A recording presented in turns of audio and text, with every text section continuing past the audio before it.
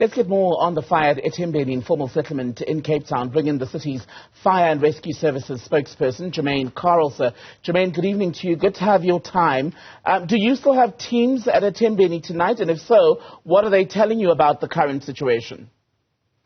Very good evening to you and your listeners, and thank you for the platform that you've given me. Our teams left the area yesterday just before 2, actually on Saturday just before 2 when the fire was extinguished. And from when your teams left, I know the likes of Gift of the Givers are now at the scene. What was your final assessment of the situation? I know the fire has been extinguished, but there's now a great deal of focus on the humanitarian need, if you will. Yes, firstly, thank you for the kind words from the gentleman from Gift of the Givers, and obviously from our side also for them assisting those vulnerable communities. I see the latest tally from disaster risk management was over about 187 structures and over 500 persons displaced. Over 500 people displaced. Do they all now have the responsibility to see what happens or what becomes of them as far as rebuilding their structures? Will you house them? Well, I think that is, I don't want to speak on behalf of any other of the directorates or agencies within the city. I would like to think that they will be assisted in one shape or form.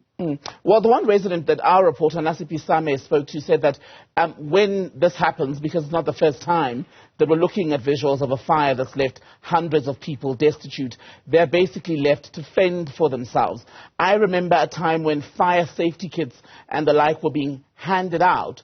But what is the overall safety from your assessment of informal settlements in Cape Town currently? I think we've had a fair amount of informal settlement fires during the last few weeks. I think that the gentleman also mentioned some more Marcel, and I think we had 2 fires within Dunoon. But what I can tell you is that the city is geared up. Everyone is mentioning the fire season, but we do work 365 days a year. And we've got 32 fire stations with enough resources to go to an incident and extinguish the fire as quickly as possible.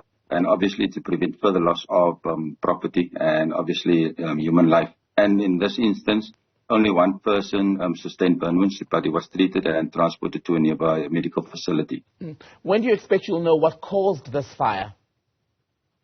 Well, I think that the assessment will be done. I'll speak to the officer, and because there's a variable reasons, we know that it took place, the fire actually started just before 6:30 this morning. And by that time, it's still daylight, and it could be a variable number of instances that could have caused that fire. And these fires will be repeated, won't they, Jermaine, as long as you've got the housing crisis in the Cape, where there are these hundreds, if not thousands, of shacks erected in one area. Much of these areas also aren't properly electrified. There aren't roads in between, etc., to create enough room for, let's say, fire services to be able to respond speedily or for people to get away in time quite often. So it'll take a multi-pronged approach to resolve this. Yes, from the fire services side, our aim is to protect property and life, obviously, for the residents within the city of Cape Town. And we find ways and means to get to the fire as quickly as possible, get enough resources there, and as I said, just to minimize the damages. Do you find it challenging, though, still to be able to respond when there are emergencies, just because of the density of these informal settlements, such as Etembeni, etc.? At times, there are some instances where we find it difficult to access because sometimes the people build over the roads, which obviously inaccessibility for us, that would be a problem. And at some occasions, we've been harassed, robbed, and attacked by certain pockets of the community. But the very next day, if there's an incident that requires our assistance, we are there. Jermaine Carelse, Cape Town Fire and Rescue Service spokesperson, thank you.